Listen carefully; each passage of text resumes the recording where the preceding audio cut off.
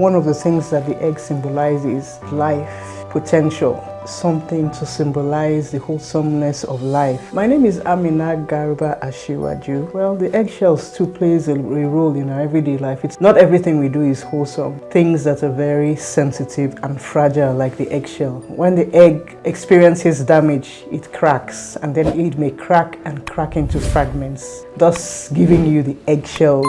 Eggs and eggshells. Hi there, my name is Amina Garba Ashiwaju, and I am introducing to you a very new podcast. It is called Eggs and Eggshells. Now you may wonder, why eggs and eggshells? Well, first of all, one of the symbolisms of, or one of the things that the egg symbolizes to being is life. Everything starts. Almost everything about mammals actually starts with an egg, if you think about it. And so we wanted something to symbolize the wholesomeness of life. An egg also symbolizes potential. The egg can become an egg, the egg can become a chick, the egg can become a baby. So why the eggshells, you may ask? Well, the eggshells too plays a role in our everyday life. It's not all about, not everything we do is wholesome. A lot of the things we do have to do with things that are very sensitive and fragile, like the eggshell. When the egg experiences damage, it cracks, and then it may crack and crack into fragments, thus giving you the eggshells. So life generally is about, or the life we experience has to do with wholesomeness and a lot of fragility or sensitivity. And this really laid the base or the foundation of the vision that we have for this podcast, which is generally to change perspectives of people, especially people living with one disability or the other, and particularly targeted at people that have skin uniqueness. So it's for people with skin uniqueness being any kind of physicality on the skin, and also people that have disabilities, and anybody else who is interested in learning, who is interested in denomination and education that will come from listening to this podcast. So if all I have said interests you, kindly click the subscribe button and look out for our podcasts. Thank you.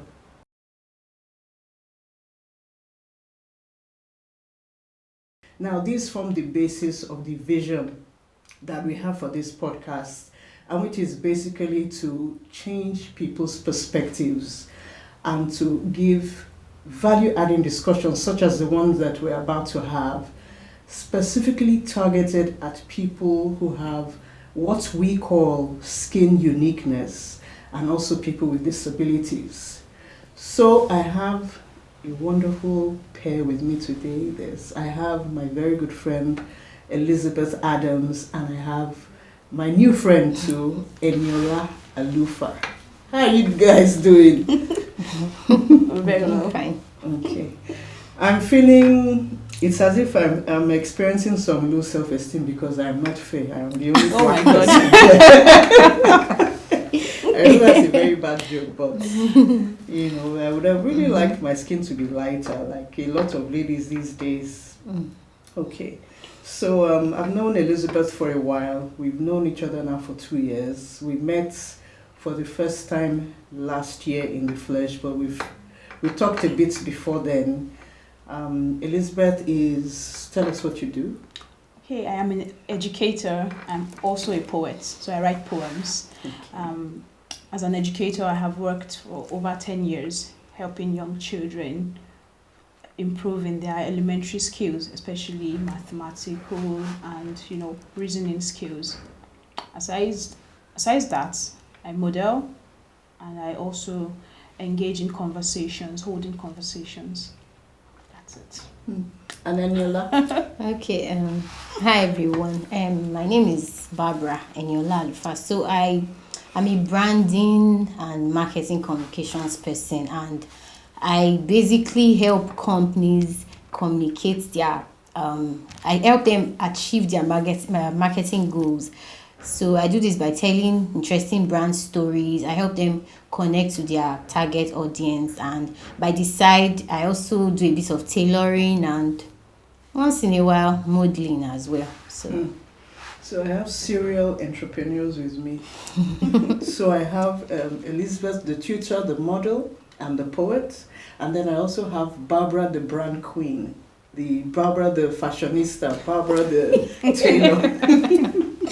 Like I said, they are very interesting people. And I hope that this will set the pace for other future podcasts that we'll be doing.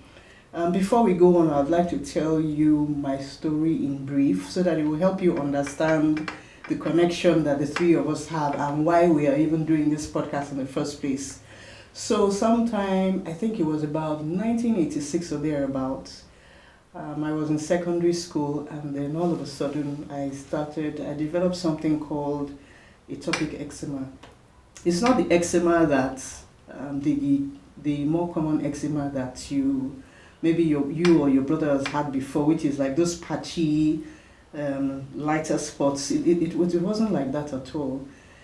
Having atopic eczema is like a systemic thing in the sense that your skin will be hypersensitive.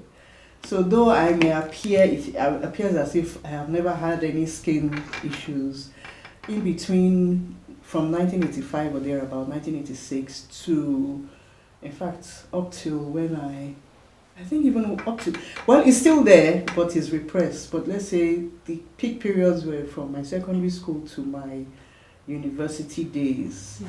And the appearance of it was out of this world. I had different complexions, more or less. I had breakouts all over my neck, on my face, on all the folds of my body, on my legs. And then I was quite thin. I wasn't as healthy as I am, plus size, healthy person that I am today. So it was a lot to deal with for me because, that is the time a teenager is on the verge of becoming this young lady that wants to show off her beauty or her figure or wants to look like the other girls, and atopic eczema robbed me of that, robbed me of my self-esteem. And so for a very long time, I just stuck out at school because, first of all, I didn't have the figure that I have today. I was very straight, and my uniform, you girls are laughing. I was reacting to the fabric of my uniform, so my uniform had to be changed as well. I was the only one wearing the shade and the fabric, the type of shade and fabric of my own uniform. So I just stood out. I attended Maryland Comprehensive Secondary. If you know the uniform, there's a tie and then there's a belt. So my green was off, and then the cream dress was very much different. And to crown it all, I was even sensitive to the sun. So the car that would pick me up in the afternoon, the car would have to come very close to the door of my classroom to pick me up. It was that bad. So I would virtually burn in the sun. So I went through a lot, and it affected my self-esteem for a while. And even when I became a mother, I battled with it. But eventually I got to a place of knowing and accepting who I was, and I began to understand after visiting so many doctors and dermatologists how to manage it. Added to that, I had asthma. So I was a kind of very sensitive child. So at a point, I think about, that was 2020, I went for a surgery somewhere out of the country, and it just came to me that suddenly that I was not the only person that went through what I went. There are probably lots and lots of people, and you have nobody to share their experience with. It's not enough to tell your therapist, talk to a therapist about it, because the therapist hasn't actually gone through what you're going through. The therapist may understand that, okay, you are going through something that is affecting maybe your physicality or your sexuality. Write these affirmations, be reading them every morning. It is not quite the same as somebody that has gone through what you're going through. I remember the stares that I used to get from people. Don't worry, the girls are still going to tell you their own beauty, but I'm sharing mine so that you can understand why we are even having this discussion at all. And I remember people walking up to me and asking me, there's this thing in Yoruba they call ila. It's also a skin, it's a reaction as well. So, is this ila? Or did you wear fake jewelry? Or somebody might even ask, what is this? I know for somebody who is already feeling very down in the dumps about themselves, that was not the question I wanted to hear. So I just started to think that God did not make only you, or you're not the only person to have had these kind of allergies or reactions. What about other people? Okay, then I now moved from what about other people to what about other people having a myriad of whatever you call them, skin disabilities or disabilities generally or whatever. And so when I got back to Nigeria, I just called one or two friends and told them I had something in mind. I wanted to put something together like a kind of festival, a seminar, a workshop, everything rolled into one, and then get people who are experiencing what I had experienced, because as you can see, my skin is clear now, but it is still there. Like I said, I have breakouts every now and then. And so I put together something called the Skin Deep. That was the name of the entire program. And we called it a Skin Fest, a Meat Fest. And it was a meeting and a festival in one. And we had people who had we prefer to say people living with albinos, so we call them PWAs, people living with albinos. We have people with acne, we have people with vitiligo, and we really wanted to do more, wanted to reach out to more people. And the dream was to have the Meat Fest every year with different themes. So somehow again, all that has culminated in putting together this podcast. And the title of this podcast is Albinism, Self-Acceptance and Empowerment. So that's the title of today. So that's enough about me. Now we are going into the crux of the matter. And that's why the beautiful ladies are here. So they've told us what they do. We know their names now. So who do I start with, you or Elena? Okay. You can just go this way.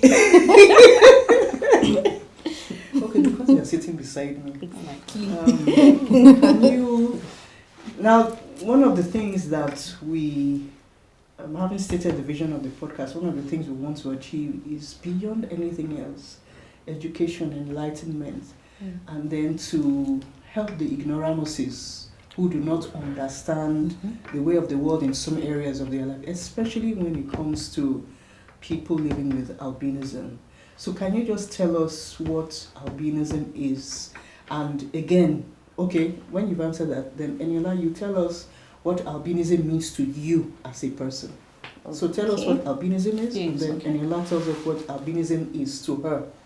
Okay, so albinism is a genetic condition that causes there is this mutation that happens at the time of conception of a child. So when the child is born without melanin, or the child is formed without melanin. So melanin is what we call coloring. It is what gives pigment to the skin. So in other words, melanin is what makes the skin brown. Yes. If you're African. If you're an African, melanin is what gives. So the more melanin a person has, the darker they appear.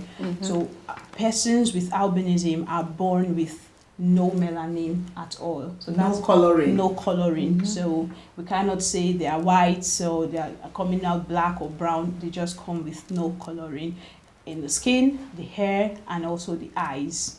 So because of that, sometimes persons with albinism, in most cases, would experience some visual impairment or visual challenges. So they wouldn't maybe see to a certain distance or at a certain level. So I think that's about it. Okay. The issue of the vision, is it all albinos or some albinos? It's not all. It's not all. So it depends on the nature and how the person received. And then there are types of albinism. There's ocular albinism that affects just the eyes. So, in fact, I think that even some dark-skinned people have ocular albinism. Like, you see their eyes shaking. Yes, they have that I've seen people with, eyes. You see their eyes moving, their pupils moving, and they don't see far distance. And they have melanin. So, it depends. And I know a lady that is a person living with albinism that does not have ocular albinism. So, she sees like the regular black person. Yes. I didn't know that.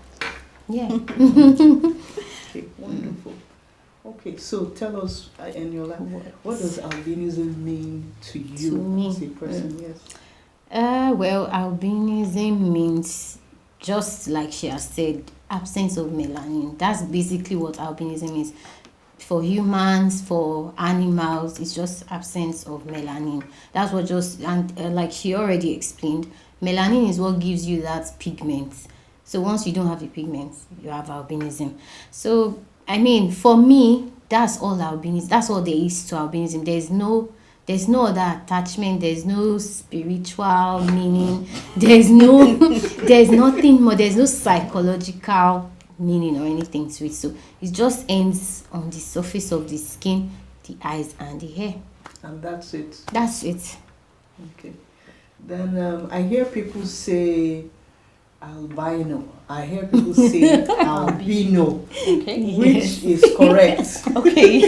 Can I just say something? There was a time I was having the argument with her, with me, because all my life I hear albino. Yes. But then when I met her, and I've seen it on some TV, people are talking, and they are like albino, and the thing used to sound strange. Okay, what is so albino? Maybe I can give clarity on that. I think she should talk about it. Because as an educator, so I can give clarity from that point now. Mm-hmm. So albino, the British English would pronounce as albino. Okay. And it is the American English that's called albino.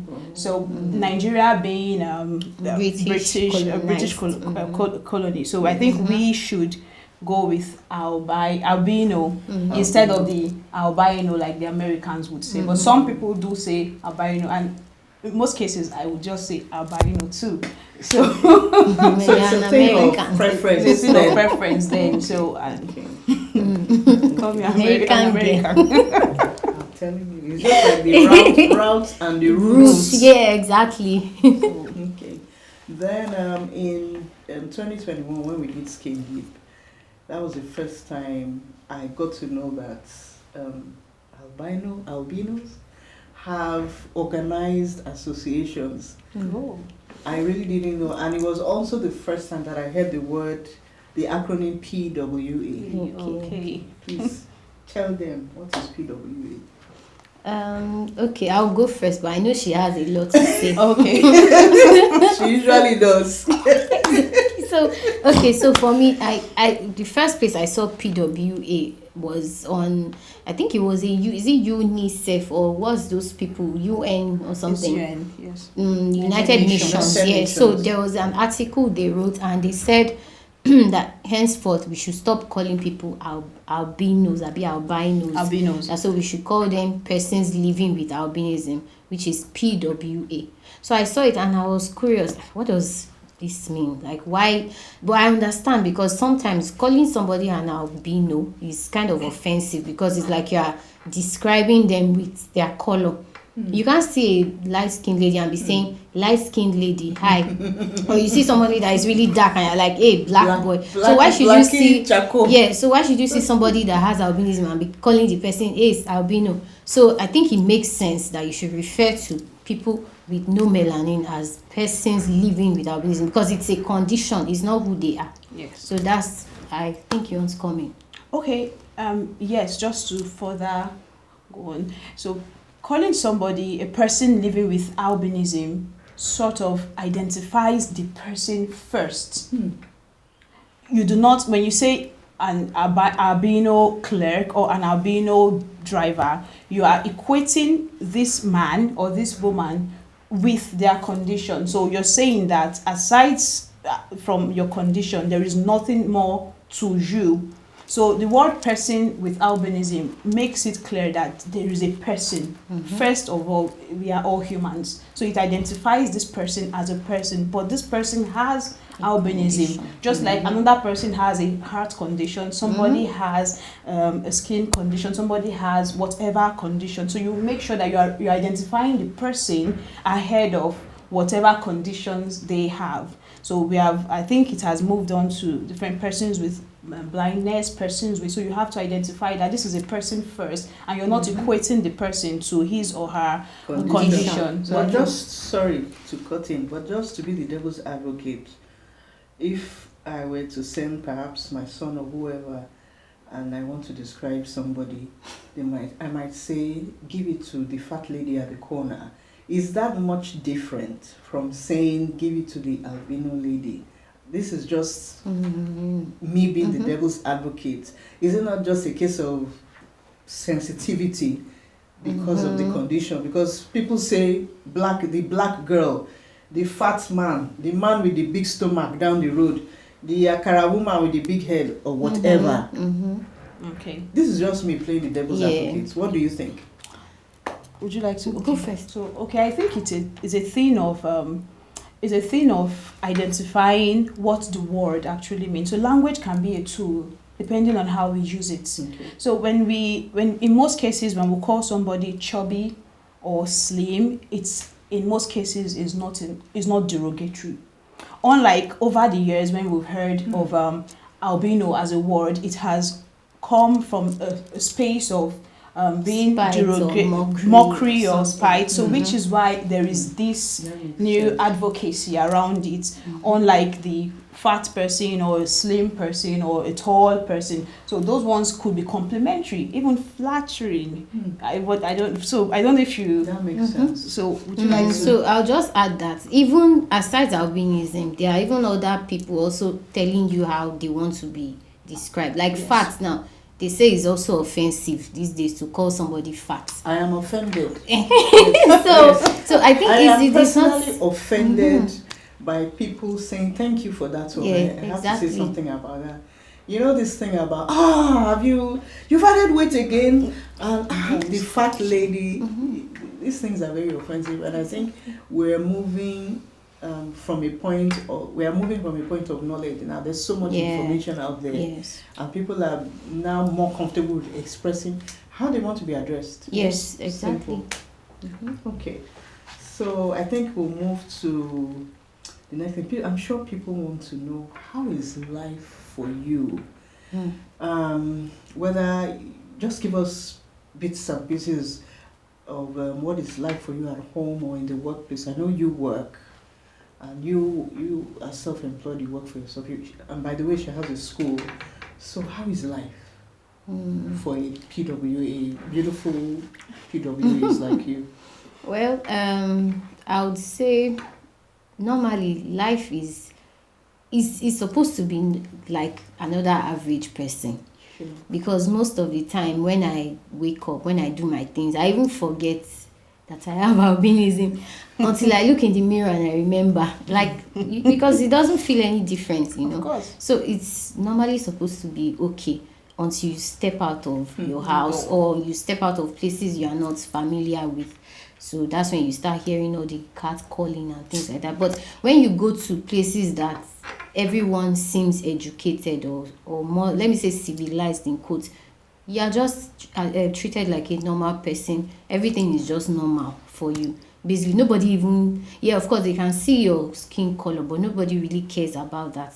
So for me, my life is normal until I go to some kind of places. That's when I'm reminded that, something is wrong with you, you have albinism or whatever.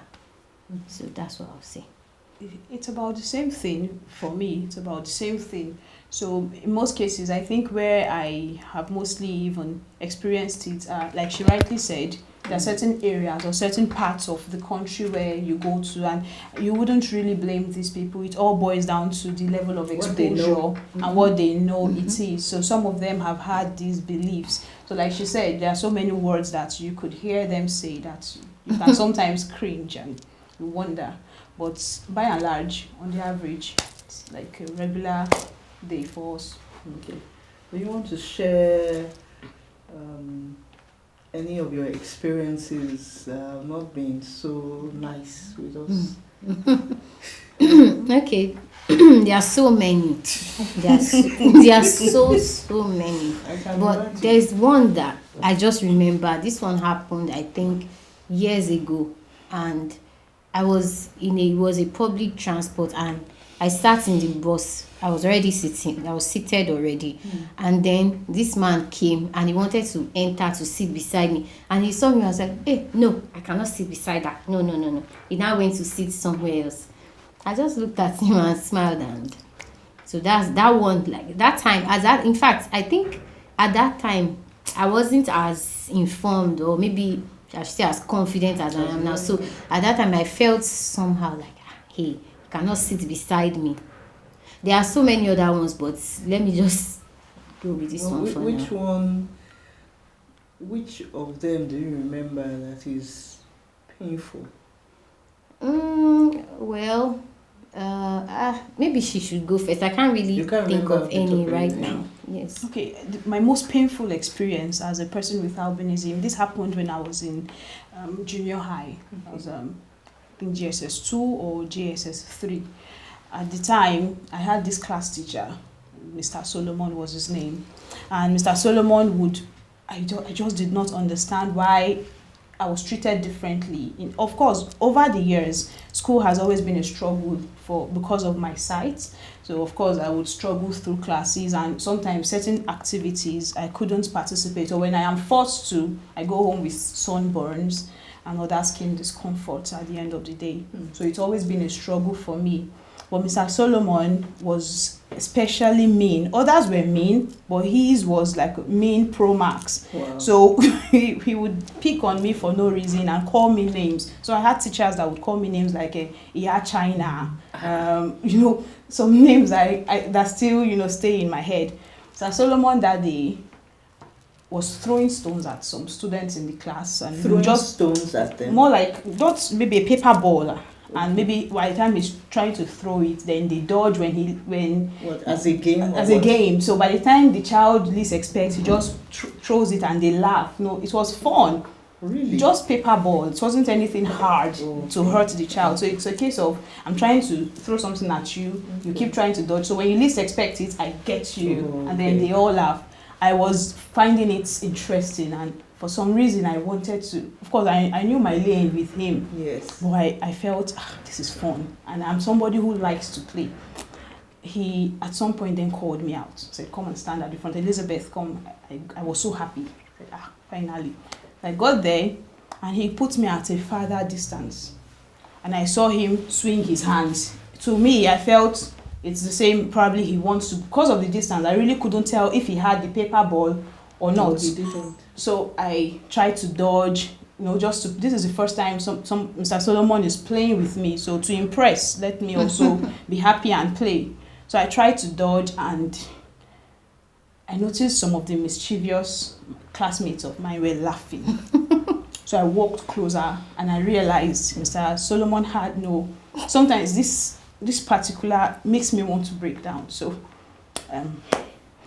he had no paper ball in his hands, and then he laughed more mischievously and said, Elizabeth, he looked at me and said, you're equal to a blind man. Christ. So I was already crying as a child. Then I think I was. You never told your parents? So I told him back to his face. I said, because he's knock-kneed or something. He has that. So I told him, Mr. Solomon, you're equal to a lame man too. And he landed me into trouble, of course. He punished me.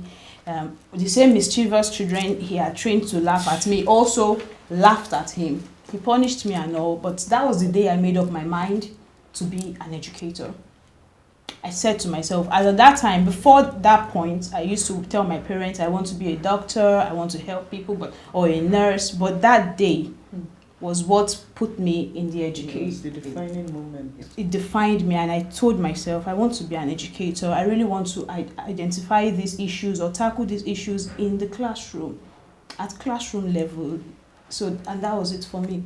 So that was the most painful thing I ever experienced as a person with albinism, and I can never forget it. That's really terrible. Did you tell your parents? No. Why?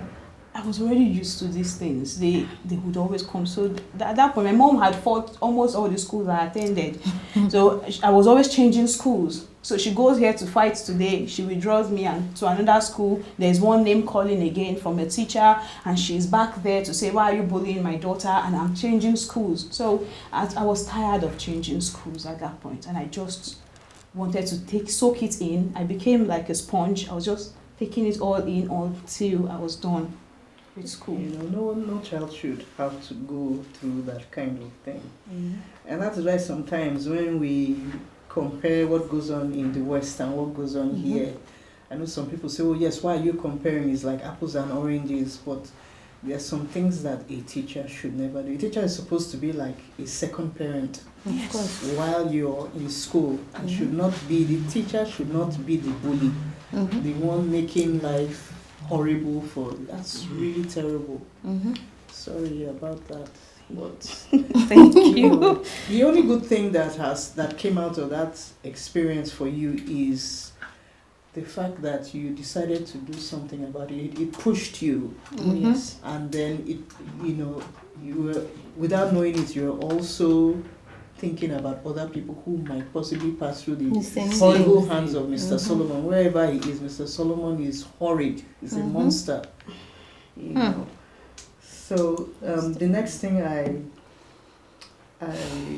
would like to know, I'm sure a lot of us too would like to know, what are those things? And this is not to say that PWAs or basically anybody that has any kind of skin uniqueness is overly sensitive, but they can be. But what are those particular names that you do not, references to you that you do not like, that you hear a lot, those annoying questions or names?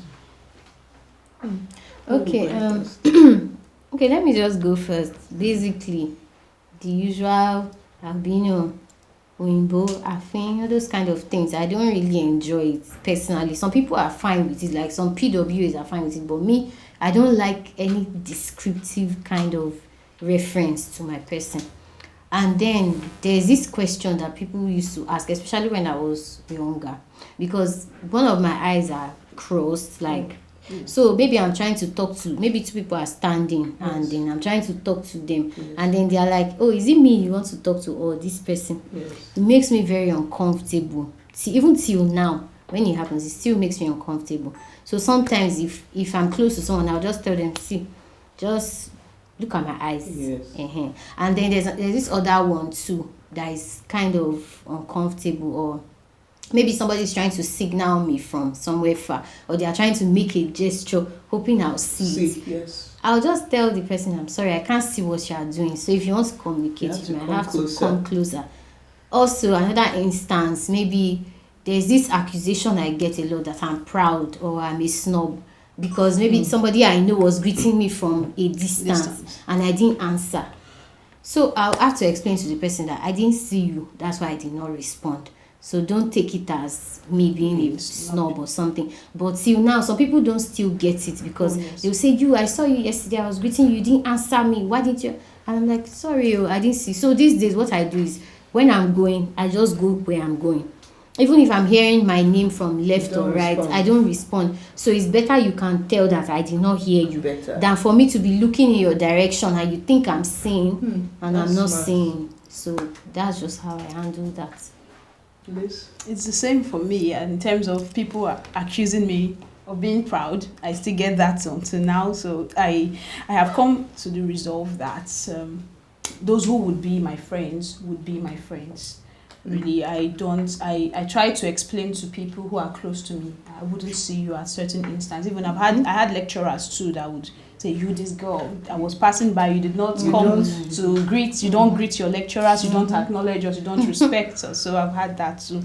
So some of the words that really annoys me, aside from added to the ones she has listed, the afin, it's when they now attach that ojeyo to the afin. I don't speak Yoruba. So once that line is attached, so it's just poison, because you don't even know these things, you have not researched about these things, but you're saying it with so much confidence. And then sometimes you walk down the road and you hear somebody say ogun owo, osha. So I get very scared. So does that mean that if this person had an opportunity in the dark, what would you do to me? If you can openly say, call me ogun owo, an ingredient to wealth, if you had the chance, then maybe one of my limbs would have disappeared for your usage. I'm sorry to cut in. And I think you've mentioned two very important things, misconceptions, or I don't know what to call them. First of all, do you eat salt, put salt in your food? No, that is it, because some people still don't know till know. now. Yes, except if you're a PWA and you probably have high blood pressure, and high blood pressure is not is everybody has high blood pressure. Yes. Yeah, of course. And that would, and even then, if you have high blood pressure, it's about reducing your salt intake and not completely obliterating it. But if you can, better for you. So, for your information, PWAs, they have put salt in their food. So there's no such thing as afinyo. That's Yoruba for albinos don't take salt. Yes. So let us debunk that myth. That myth is nonsense. Then second of all, what country? I think it's somewhere in East Africa. Is it Kenya? Tanzania. Yes. Where they kill PWAs because they believe that the PWA is a key ingredient for making blood money or money rituals. I don't know where that came from. It seems to be an age-old thing, belief. But if that were the case, I'm sure Africa has a lot of PWAs. I'm sure by now the entire continent will be swimming with people with wealth. So obviously that is also not correct. And I think what we should cast our minds on, we should always bring things home, without sounding overly spiritual. You see, the things you expect from your neighbor, what you want your neighbor to do to you, is exactly what you should do to your neighbor. Yeah, exactly. So if you do not like to be called, if you've got knock knees and you don't like people calling you X legs or spider legs or K legs, then put yourself in the shoes of the next person whom you call Afin Tiojeyo, or what's the other one about you? These things are derogatory, and you just don't want to start off by spoiling the day of the next person. Sorry, dear, carry on. Okay, so there's this last one, that Osha. There's one day. So Osha is more like a deity to be worshipped, because I had to go and ask some people, is it that Osha? It just means a deity. So sometimes you want to board a bus and the driver or conductor is so happy to have me board the bus, because they feel like this is a deity coming in. So once she's on board, the bus is so the bus is blessed. They'll sometimes bring their hands to me and say, please pray for me, like bless me. Or I tell them I have no magical powers. I'm just like you. If I could bless you, I would have blessed myself. So bad. I would have blessed myself and my family. And who knows how many houses would have had now. Right. Banana Island and all the big places. We'll never have met. So they just don't know these things. So these are some of the things that I've heard over time. I really do not like. And then some questions like, can you see me? Or how many is this? How many is this? How many fingers? How many fingers? Things like that. Nonsense. They bring it to you, and it sometimes is the audacity for me when they want to bring these things. But over time, since I've grown older, I've seen that people maybe they have looked for younger PWAs to pray on. So they know that, okay, this one is older and most likely exposed and would not tolerate my shenanigans. So let me move to somebody else. That's it.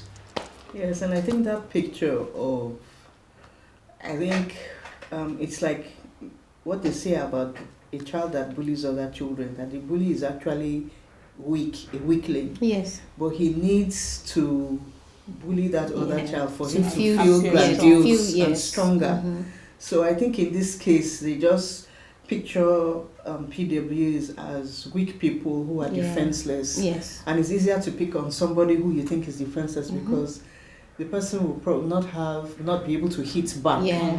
And that's exactly what we are trying to change, that perception of a weak person. And that is why I started off by asking them to introduce themselves so that you would also get to know that PWs are doing amazing things. And PWs are intelligent. They are just, like Eniola said, like Elizabeth said, they are just like they're like everybody else. The only difference is just topically, just the skin. So, okay. The next thing I would like to know is, if you had a magic wand, if this was, I don't know, Cinderella, or any of those fable stories, you had the fairy godmother had given you a magic wand, particularly concerning albinism, what would you like to change in the world? Okay. I like this question. It's I like the question too. So when I go bibbidi babbidi boo, I just pictured myself landing in the educational sector of particular. Let's begin with our catchment. Let's say, okay, our own, maybe Africa or Nigeria, and I want it put into the school's curriculum as much as possible. How, children, they grow, and at that age where they are in between their 6-year-olds to 10-year-olds, that's the formative years where they take in as much information and it sticks. So if we can have courses, not only for persons with albinism, people with different uniqueness, we have courses that teach respect, that teach empathy, that teaches people to know that there are people out there that are not necessarily like you, or that are not you, but you have to respect them as much as they respect you. So you just learn the basics about them. That would really change a lot. So we try to do a lot of empowerment, awareness, but by and large, preparing a person with albinism is a lot more difficult as against preparing the society to receive a person with albinism. So when you prepare a person with albinism and you go back into the society and all those negativity is poured back into you, it could really be limiting. Now imagine if the society was prepared to receive a person with albinism. It's a lot easier when this person comes out and everybody has had that basic understanding of, okay, this is a person with albinism. When I was in primary school, we're taught about this and this and this about them, and it has shaped our thoughts. We know who they are, what they do, and they are not different from us. It's easier to communicate with them and build a participative society, as I would call it. So I think that's where I would go to with my wand. Okay. For me, I'm seeing it in a more magical. Oh yeah.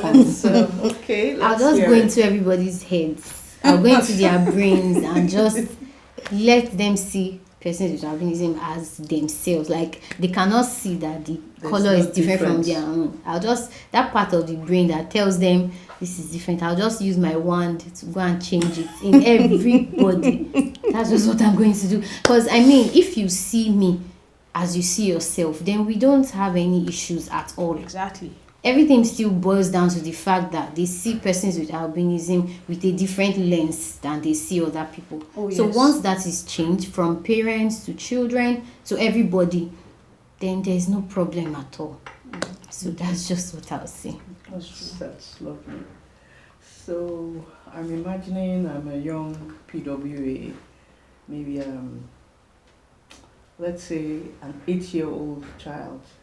How do you explain to me, how do I deal with people staring at me?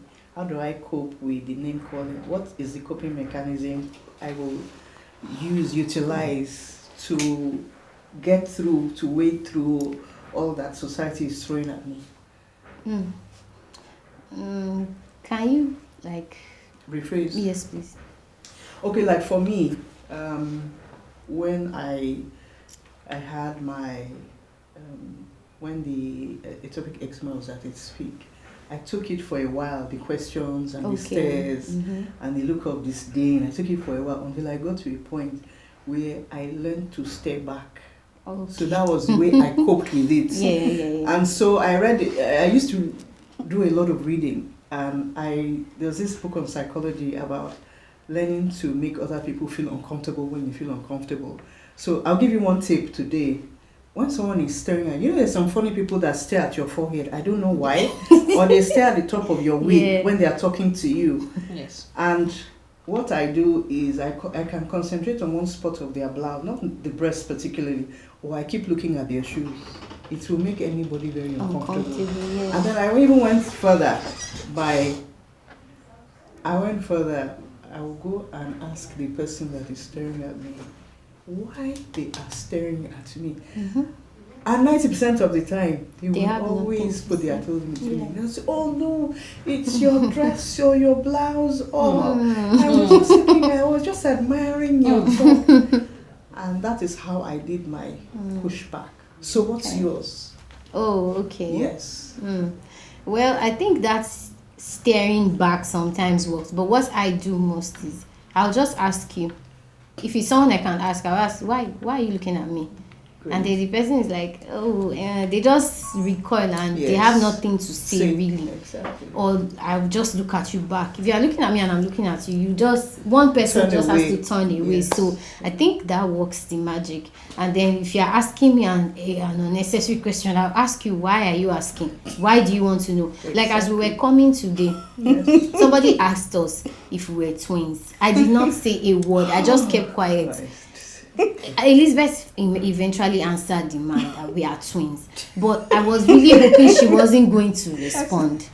I was hoping that she wasn't going to, because I'm so good at it. You can ask me any question 100 times and I'll just not even respond, and I'll be looking at you but I will not answer you. So that's what I do most of the time.